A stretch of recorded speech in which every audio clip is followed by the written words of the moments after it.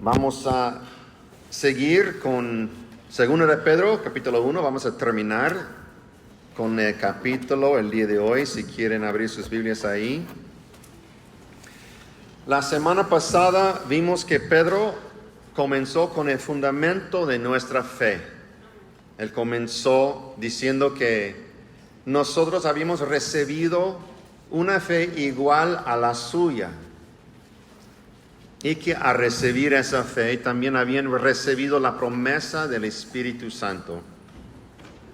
Y que es a través de su divino poder podemos crecer en la fe. Él quería empezar con ese inicio. Él pronto, en el capítulo 2, Él nos va a hablar sobre los falsos maestros. Pero primero era importante para Él hablarnos sobre esta información fundamental, que es la fe, el Espíritu Santo, el crecimiento en la fe.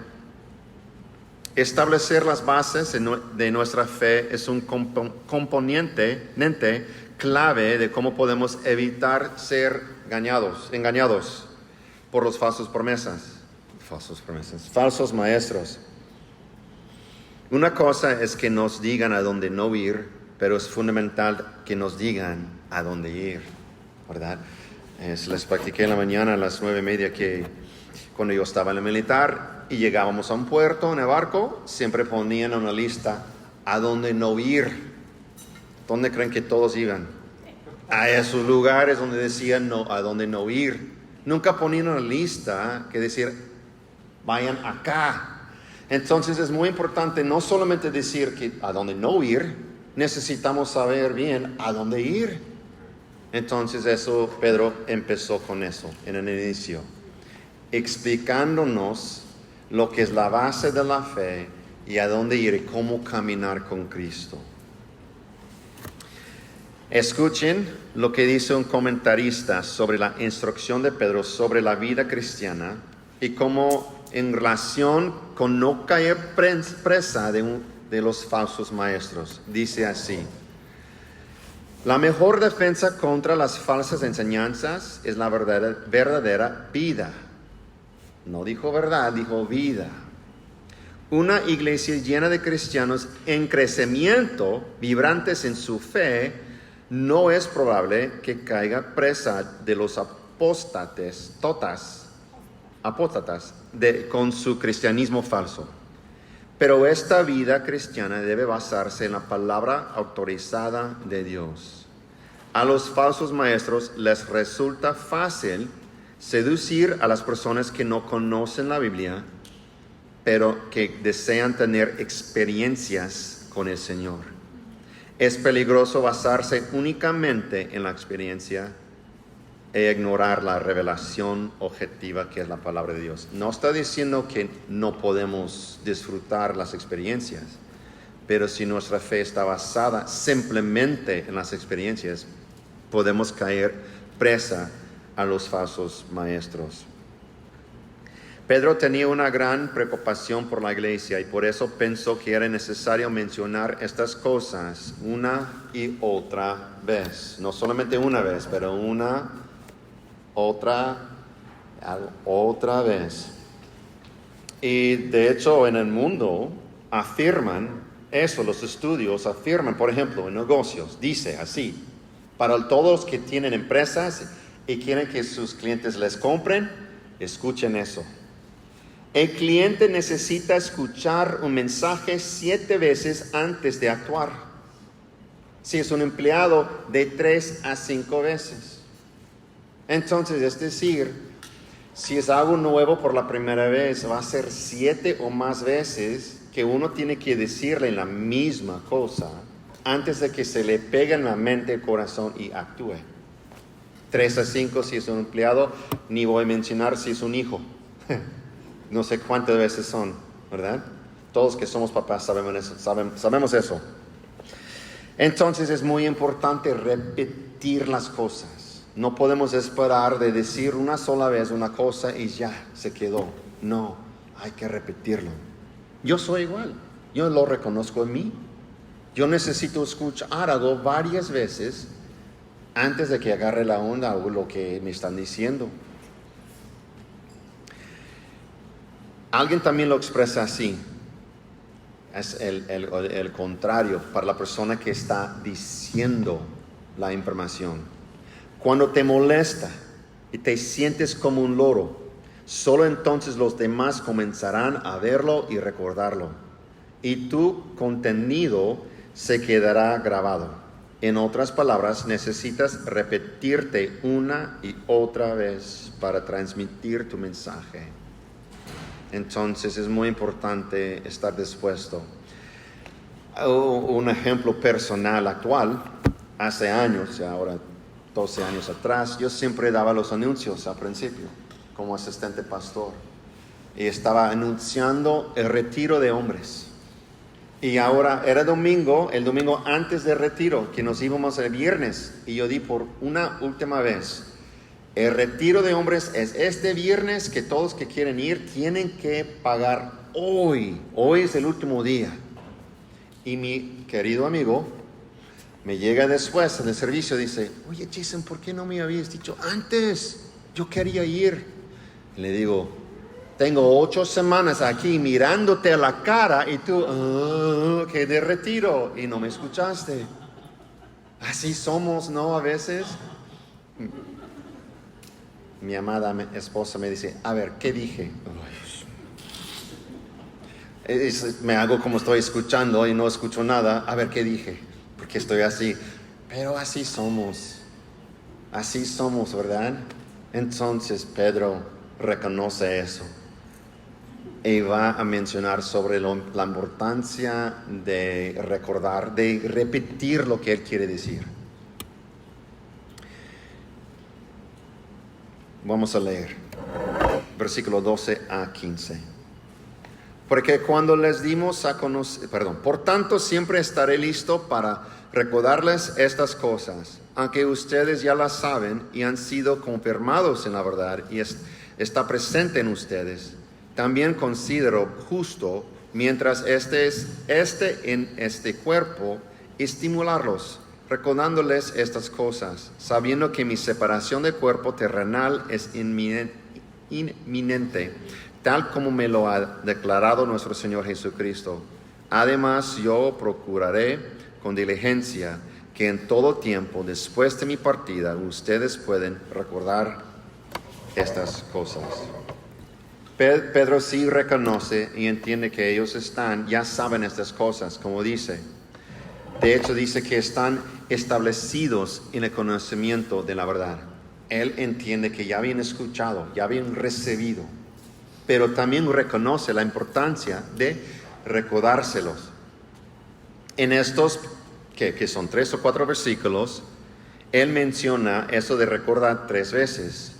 En versículo 12 dice: siempre estaré listo para recordarles. Siempre estaré listo. En versículo 13 dice: también considero justo estimularlos recordándoles. Entonces él siempre va a estar preparado para hacerlo. Y luego en 15, hasta que ya después de que se vaya, o sea, que se muera, que ustedes puedan recordar estas cosas. Él entendía la importancia de repetir algo, especialmente cuando es algo muy importante, ¿verdad? Ahora, por el contrario, nunca debemos cansarnos de escuchar la palabra de Dios. Hay gente que me dice: eso ya escuché varias veces. O uno llega a una iglesia y a este pasaje: eso ya escuché tantas veces este año. Me ha pasado a mí. Puede ser el mismo sermón 4 o 5 veces en un solo año. Puedo pensar: quizás Dios quiere enseñarme algo. O quizás escucho algo nuevo. No nuevo porque dijo algo nuevo, sino que por fin ya lo agarré aquí en mi mente, lo escuché, lo recibí. Entonces a veces es muy importante.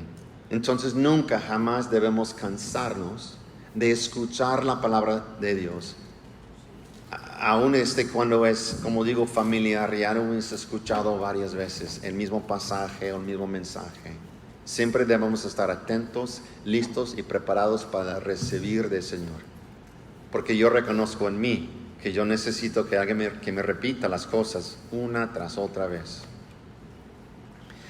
Pedro no solo estaba preocupado por recordarles esas cosas mientras estaba vivo, como mencioné, sino que estaba preocupado que ellos pudieran recordar una vez que él falleciera. Hay unos que dicen que en la iglesia siempre está a una generación de la extinción. ¿Sí me explico? ¿Sí entiende ese? Una generación de la extinción. ¿Por qué?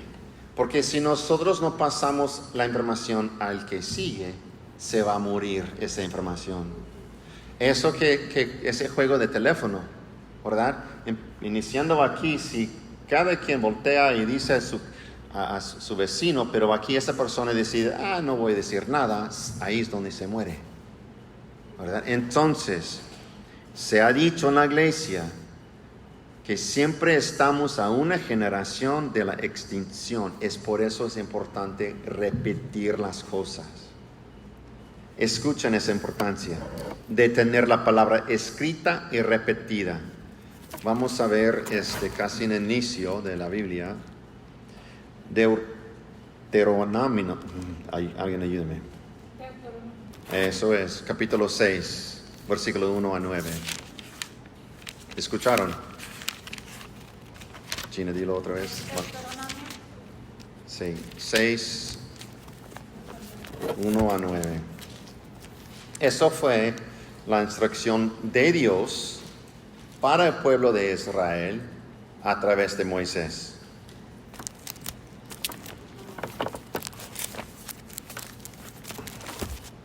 Estos pues son los mandamientos, los estatutos y los decretos que el Señor su Dios me ha mandado que les enseñe, para que los cumplan en la tierra que van a poseer, para que temas al Señor tu Dios, guardando todos sus estatutos y sus mandamientos que yo te ordeno, y tú y tus hijos y tus nietos todos los días que tu vida. Entonces Él va a dar instrucciones de cómo tener una vida larga, una vida bendecida, una vida que honre a Dios. Escucha pues, oh Israel, y cuida de hacerlo, para que te vaya bien y te multipliques en gran manera en una tierra que emana leche y miel, tal como el Señor, el Dios de tus padres, te ha prometido. Escucha, oh Señor, el Señor es nuestro Dios, el Señor uno es. Amarás al Señor tu Dios con todo tu corazón, con toda tu alma y con toda tu fuerza. Estas palabras que yo te mando hoy estarán sobre tu corazón. Las enseñarás diligentemente a tus hijos y hablarás de ellas cuando te sientes en tu casa y cuando andes por el camino, cuando te acuestes y cuando te levantes. Eso sí puede ser literal, pero más bien yo creo que es decir simplemente que desde que te levantas hasta que te duermes, que siempre está en tu mente, tu corazón, que estás platicando esas cosas con tus hijos, con tus nietos, caminando de la casa a la tienda, mira el sol, mira la flor y empiezan a hablar de las cosas de Dios, su creación. Eso es lo que quiere decir. Versículo 8. Las atarás como una señal en tu mano y serán por insignias entre tus ojos. Las escribirás en los postes de tu casa y en tus puertas. O sea, que tiene que ser totalmente parte de tu vida. No una parte aquí, una cajita aquí, no, sino toda tu vida. Y hay que repetirlas y hay que comentárselas a nuestros hijos y nietos, y así no se muere la iglesia, así no se muere esta información, este mensaje. En Colosenses 3, Pablo lo dice así, que la palabra de Cristo habite en abundancia en ustedes, es decir, como casi que uno se mete, como uno se mete en el agua, o como el agua cuando te bañas así, como es por todo el cuerpo, y así debe de ser la palabra de Cristo en la vida de nosotros.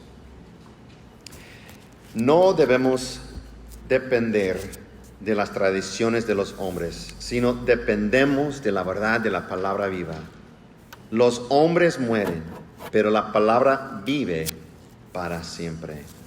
Y es por eso que la tenemos. Este es exactamente el caso que Pedro presentará. Versículo 16 a 21. Porque cuando les dimos a conocer el poder y la venida de nuestro Señor Jesucristo, no seguimos fábulas ingeniosamente inventadas, sino que fuimos testigos oculares de su majestad. Pues cuando Él recibió honor y gloria de Dios Padre, la majestuosa gloria le hizo esta declaración: Este es mi Hijo amado, en quien me he complacido. Nosotros mismos escuchamos esta declaración, hecha desde el cielo cuando estábamos con Él en el Monte Santo. Y así tenemos la palabra profética más segura, a la cual ustedes hacen bien en prestar atención como a una lámpara que brilla en el lugar oscuro, hasta que el día descuente y el lucero de la mañana aparezca en sus corazones. Pero ante todo sepan esto, que ninguna profecía de la Escritura es asunto de interpretación personal, pues ninguna profecía fue dada jamás por un acto de voluntad humana, sino que hombres inspirados por el Espíritu Santo hablaron de parte de Dios. Fue mucho ahí. La primera cosa que Pedro quiere hacer es autentificar su mensaje. Autentificar su mensaje. Es sumamente importante conocer la fuente de cualquier información que recibamos. No importa si es un amigo, si es de la iglesia, si son de noticias, si alguien nos trae información, queremos saber lo que es la fuente de esa información. Quiero saber si es válida esa información, y si es válida, entonces le necesito creer, porque si no es válida, ni le quiero hacer caso. Entonces es muy importante, es lo que Pedro hace aquí. No es que, ¿por qué? Especialmente cuando se trata de las cosas del Señor. ¿Y por qué eso es importante? Porque nadie nos va a llegar a decir esto. Lo que sigue es una mentira para engañarte, para que me sigas. No van a llegar diciendo eso. No van a llegar presentando, yo soy un falso maestro. No, van a llegar diciendo algo que, híjole, eso parece la verdad, pero no estoy seguro. Van a llegar con intenciones de engañarte y va a presentarse como la verdad. Entonces es muy importante de saber la fuente o la base de la información. Hoy nosotros tenemos la palabra escrita de Dios, pero en los tiempos de Pedro, él tenía la autoridad de alguien que caminó con Jesús, que él fue testigo ocular de su majestad y escuchó a Dios el Padre desde la majestuosa gloria, diciendo: Este es mi Hijo amado, en quien me he complacido. Eso pasó en el monte de la transfiguración. Entonces él estaba trayendo su sello de autenticación. ¿Se me explico? Esto es lo que estaba diciendo. Muchos en esos tiempos podían decir que conocieron a Jesús, ¿verdad? Creyentes y no creyentes, igual. Todos habían visto, escuchado a Jesús caminando en la tierra. Varios podían decir que habían visto a Él durante sus 3 años de ministerio. No igual que todos que los vieron, pero poquito menos gente. Unos podían decir que lo vieron en la cruz. Aún menos gente, y solamente unos 500 por ahí lo vieron después. Pero solamente 3 podían decir que lo vieron en el monte de transfiguración y escucharon la voz de Dios. Solamente 3. Entonces, hay muchos que podían decir: sí, yo vi a Jesús. Ok, muchos. Sí, yo le seguí a Jesús durante su ministerio. Ok, un poquito menos, entiendo, pero todavía es mucha gente. Yo lo vi en la cruz. Ok, muchos lo vieron en la cruz. Yo lo vi después. Sí, es cierto, a unos 500. Yo fui uno de 3 que Jesús me llevó y escuché la voz de Dios de quién es Él. no había mucha gente que podía decir eso. Entonces es un sello de autenticación que él traía y solamente. Y ahora nosotros traemos esto porque él lo escribió, por lo menos esta carta. Pedro está mostrando sus credenciales y autoridad al escribir estas cosas a la iglesia. No solo deja que su palabra hable por sí mismo, sino que también habla de la palabra siendo segura, o en otra versión de la Biblia dice confirmada. Versículo 19 otra vez. Y así tenemos la palabra profética más segura. En mi Biblia en inglés dice confirmada, en vez de segura, confirmada, una palabra confirmada. Pedro le dice a su audiencia que este mensaje se originó con los profetas y fue más segura o fuertemente confirmada. Esa frase, la palabra profética significa o se refiere a algo que procede de alguien que habla en el nombre de Dios. Eso es, no es nada extra especial. Simplemente se refiere a algo que procede de alguien que habla en nombre de Dios. Lo estoy haciendo ahora. El martes lo estamos haciendo.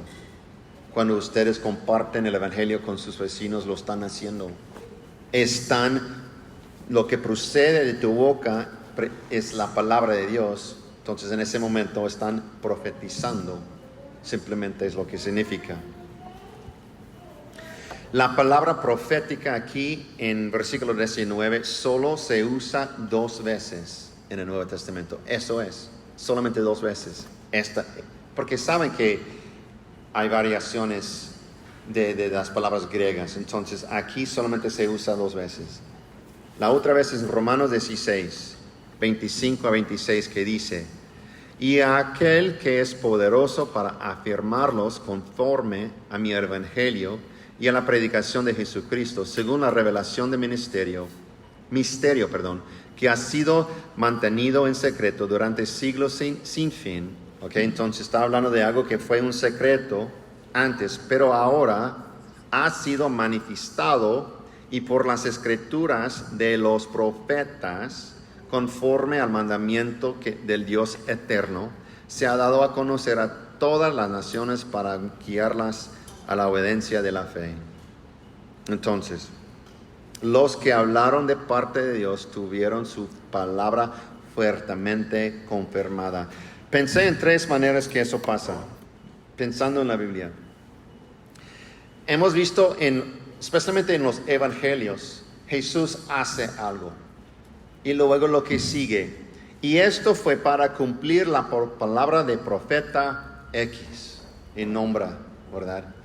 Entonces muchas veces que cuando Jesús hacía algo, era para confirmar o afirmar lo que decían las escrituras o los profetas de antes. La segunda manera que yo veo eso es en el Evangelio de Juan.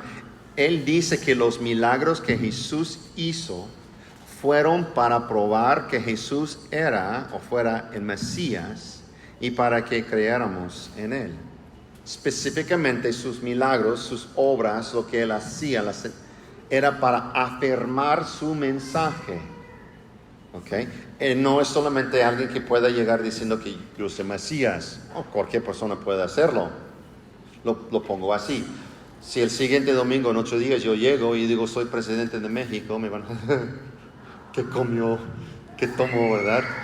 Pero si yo llego con el gobierno y la media prensa atrás de mí y todos haciendo, híjole, ya van a poner, bueno, quizás sí es. ¿Sí me explico? Entonces va a haber señales, va a haber cosas apoyando el mensaje. Y eso fue lo que hizo Jesús.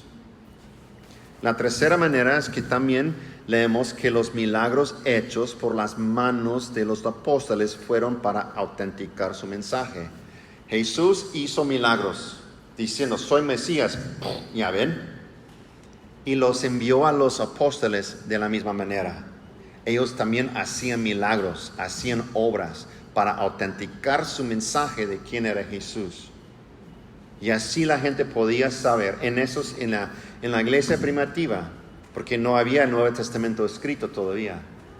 ¿Cómo sabían que lo que Pedro decía y lo que este otro decía era cierto o no? Los señales que les seguían. Y aquí no podían hacer nada. Entonces eso fue una manera de que la palabra fuertemente fue confirmada. Pensando en esto, estaba pensando en el agua de la vida. Y no sé si hay un concepto, hay un término que se llama la cadena de custodia. ¿Sí han escuchado eso? La cadena de custodia. Es así. Hay un crimen que pasa. Hay evidencia que la policía saca de ahí. ¿Ok? Para que llegue al tribunal y para que el tribunal la reciba, tiene que pasar por cadena de custodia. Y cada pasito tiene que tener hojas con firmas que la policía del crimen que la posó en la estación del policía, una vez que está guardada ahí, de ahí para el abogado, del abogado para la corte. Porque si está roto, si esa cadena está rota, no van a recibir, no van a aceptar esa evidencia. Porque puede ser corrupta, puede ser que alguien la cambió o puso algo ahí que no estaba antes. Tiene que ser como que muy firme y fuerte esa línea, esa cadena. Eso estaba pensando en lo que hizo Dios con la palabra, con su mensaje. No fueron partes así, fue algo que puedes ver a través de las Escrituras. ¿Quién fue la primera persona que recibió directamente la palabra de Dios? Moisés. En el monte de Sinaí. Le estaba diciendo directamente escribir eso. Estaba ahí 40 días escribiendo los primeros 5 libros. Después de esos 5 libros llegaban profetas. ¿Okay? En los profetas estaban declarando que yo hablo por Dios. ¿Y cómo fue confirmada su palabra? Cumplimiento de su palabra. Hasta que Moisés en Éxodo 18 o 20 dice: si un profeta habla de Dios y eso no se cumple, él no es Dios. De hecho dice, mátalo. Así dice. Fue tan importante. Entonces, muchas veces la profecía, o digamos lo que decía el profeta, se cumplía literalmente y directamente. Un ejemplo es Jeremías. Israel iba a entrar a 70 años de esclavitud y luego salirse. ¿Y qué pasó? Se metieron 70 años y se salieron.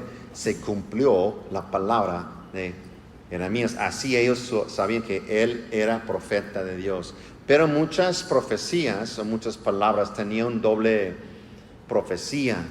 Se refería a algo literal en ese tiempo, pero también hablaba de algo de Jesús. Entonces, cuando Jesús llegó, muchas cosas que hizo, por ejemplo, en donde nació, de donde salió, y muchas cosas que hizo. Dice, eso fue para cumplir la palabra de Isaías, para la palabra de Nehemías, la palabra de X profeta.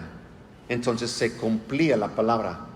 Entonces ya llega Jesús. Aquí está la cadena. Moisés, profetas, Jesús con sus milagros, autenticando, confirmando su palabra. Y luego Jesús, ¿qué hace? Envía a los apóstoles.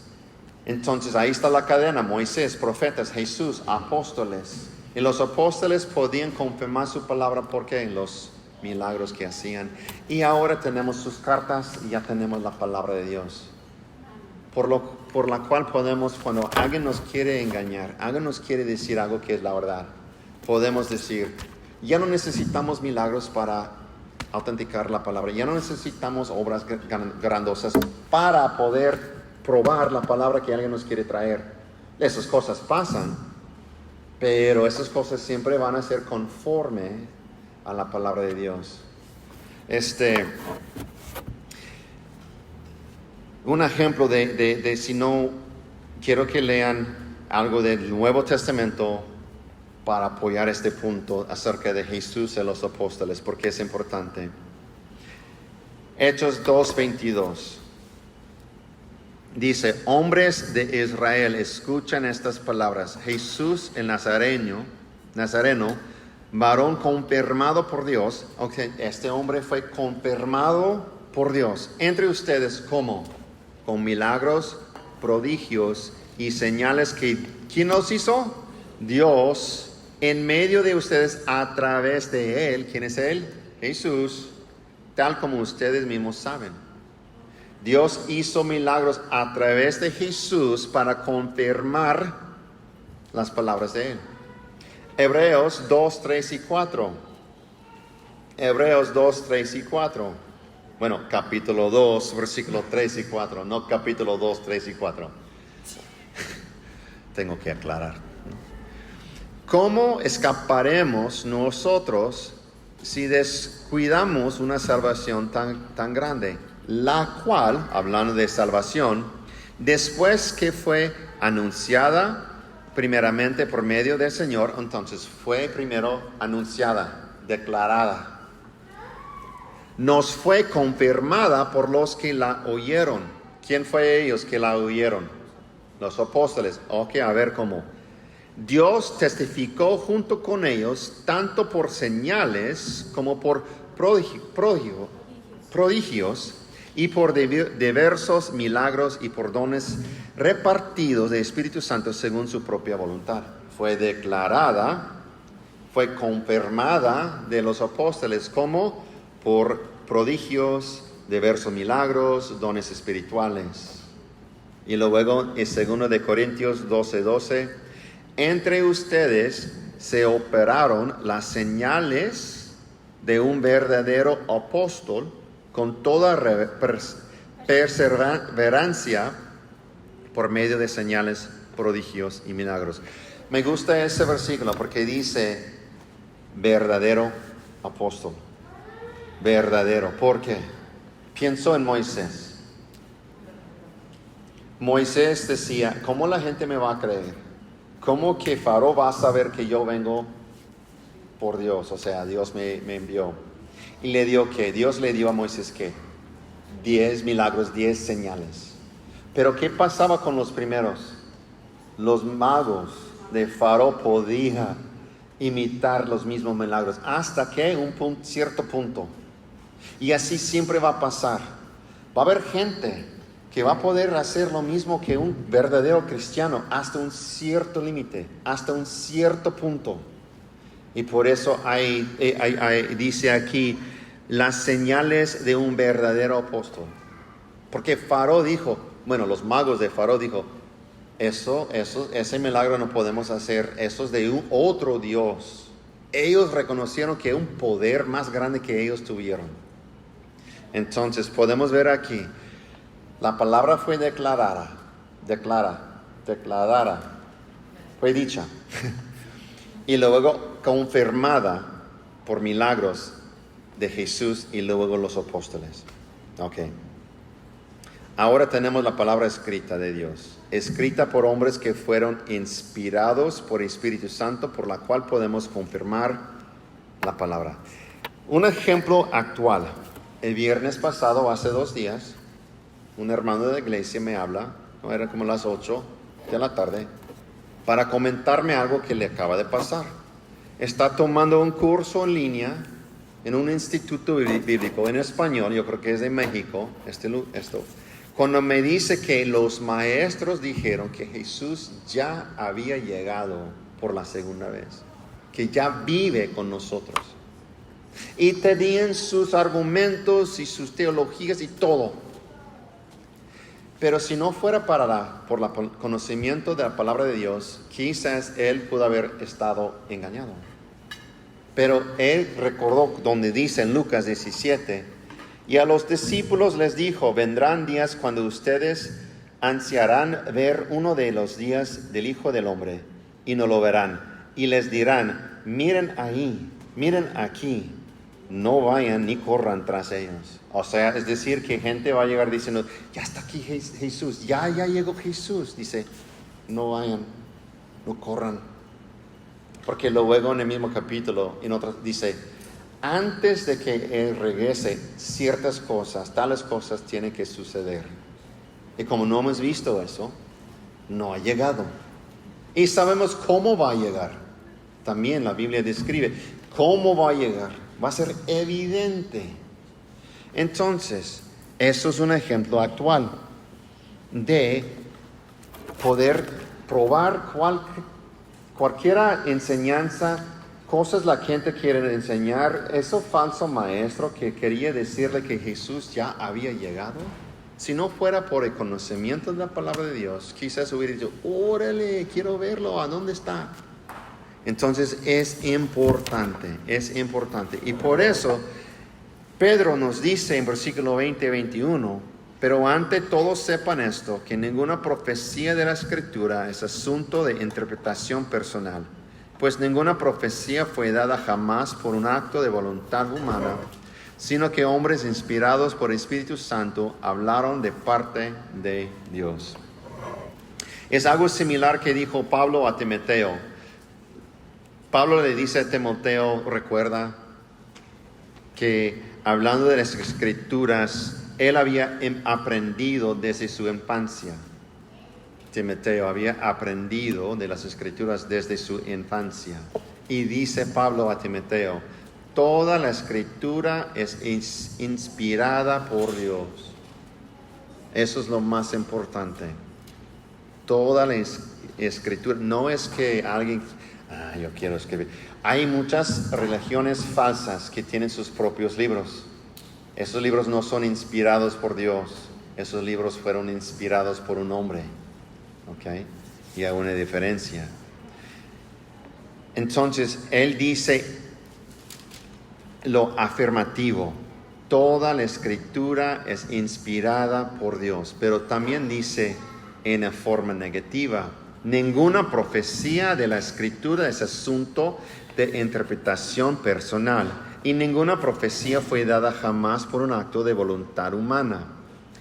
Si Dios usó seres humanos, si Dios usó hombres, pero fue Él hablando a través del hombre. Igual que Dios hizo milagros a través de Jesús, Dios escribió su libro a través del hombre. Y creo que hay un punto muy importante aquí. Hay unos argumentos que dice, no puedo creer en la palabra de Dios porque fue escrita por un hombre. Y los hombres fallan, son pecadores, son corruptibles, ¿verdad? Corruptos. Es cierto. Pero si Dios no puede usar un hombre para escribir lo que Él quiere, entonces Él no es poderoso. Mi Dios, el Dios de la palabra de Dios, de la Biblia, es un Dios poderoso, suficiente poderoso, que puede, aunque un hombre tenga faltas, es corrupto, puede usarlo para decir exactamente lo que Dios quiere decir. Y yo no confío en el hombre que escribió literalmente, yo confío en el Dios que lo usó. Amén. Esta palabra profecía significa un discurso que emana de la inspiración divina y declara los propósitos de Dios. Cuando esta palabra se usa en el Nuevo Testamento, se refiere a las declaraciones de los profetas del Antiguo Testamento sobre la predicación de eventos con el reino de Dios. Quiero hablar acerca de esa palabra porque el día de hoy yo creo que hay mucho abuso de esa palabra, profeta, profecía, profetizar. Yo creo que hay un mal uso, quizás un abuso de esas palabras. Lo hemos visto en YouTube. Creo que hay dos errores en la iglesia. Obviamente, el primero es que la gente abusa de que se declara que es profeta o que dice es de Dios y nadie lo prueba. Eso es una falta, eso es un error. El otro error es la gente que reconoce que ese es un mal uso o abuso de esa palabra y se corren totalmente al otro lado. Ya no dicen que no hay nada. Porque la Biblia no dice así. La Biblia dice que no debemos negar la profecía, pero hay que probar cada espíritu, hay que probar cada mensaje, cada palabra de Dios. Porque para profetizar es simplemente hablar por Dios, como yo estoy haciendo ahora. No es nada extra especial. Entonces, Simplemente cuando alguien nos llega a decir, tengo una palabra que siento que es para ti, escúchalo. Y si está conforme de la palabra a la palabra de Dios, era de Dios. O sea, no es una nueva revelación. Si fuera una nueva revelación, tendríamos que estar escribiendo esto, ¿verdad? Pero puede ser algo de ánimo, de confort, de exhortación. Me ha pasado que necesitaba dirección y alguien me cuenta un versículo, ese versículo está en mi corazón el día de hoy, o me cuenta algo que está pasando en su vida y me toca mi vida también. Y yo siento que eso es de Dios. Pero no debemos evitar la profecía, pero hay que probar conforme a las palabras de Dios. Lo digo así porque hay que probar. Porque si esa palabra que alguien que nos quiere decir, que resulta que no es de Dios, entonces esa palabra es mala. Es mala. O sea, en el sentido que no es de Dios. Quizás eso suena duro. Pero si alguien viene y me dice que viene a hablarme una palabra de Dios, pero resulta que no es de Dios, entonces la única respuesta es que esa palabra era de la carne o peor, una influencia demoníaca. Hay solamente esas tres opciones. Era palabra de Dios, era la carne de alguien o un demonio. Eso es todo. Yo no quiero esas dos, yo quiero la palabra de Dios. Entonces, cuando alguien nos trae una palabra, tenemos que tener la Biblia abierta, la palabra de Dios abierta y decir, ¿está conforme a lo que Dios ya nos había dicho? Y eso es muy importante. Y por eso debemos ser muy, muy cuidadosos con la profecía. Y por eso las Escrituras dan advertencias muy severas a quienes se atreven a hablar en nombre de Dios. En nuestro texto de hoy, Pedro afirma que las Escrituras no fueron escritas por hombres, sino que fueron escritas por hombres de Dios que fueron llevados por el Espíritu Santo.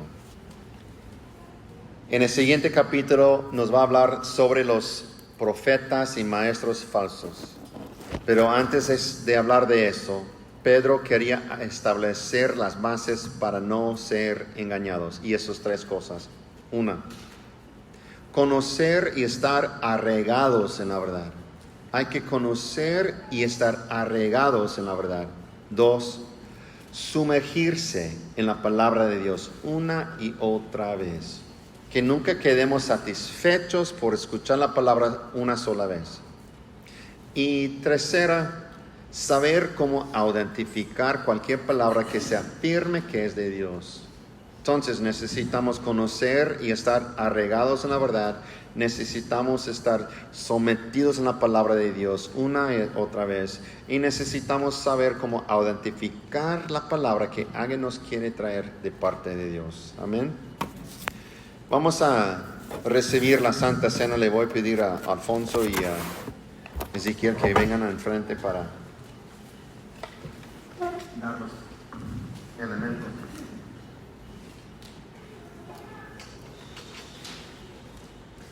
Como dije en el principio, necesitamos tener reverencia. Eso fue algo que inició Jesús. Y Jesús lo inició antes de ir a la cruz. Ellos estaban celebrando la Pascua. La Pascua fue una comida, una fiesta de Israel que les hacía recordar lo que hizo Dios de rescatarlos de Egipto.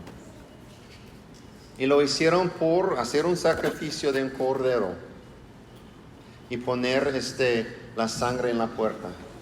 Y fue solamente por esa sangre que fueron salvos y podían salir de Egipto para llegar a la tierra de promesa.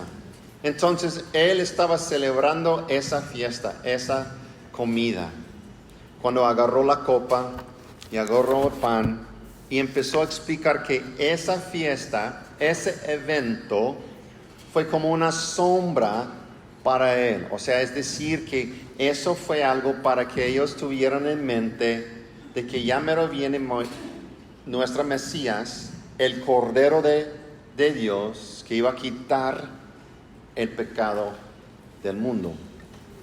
Y podemos leer en Lucas 22, están sentados y les va a explicar lo que representa la copa y lo que representa el pan.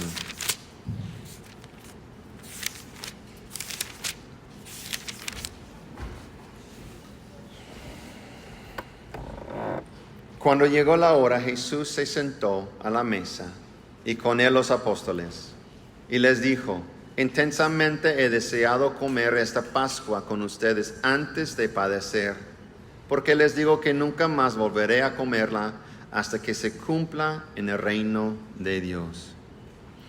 Y tomando la copa, después de haber dado gracias, dijo: tomen esto y repártanlo entre ustedes, porque les digo que de ahora en adelante no beberé del fruto de la vid hasta que venga el reino de Dios.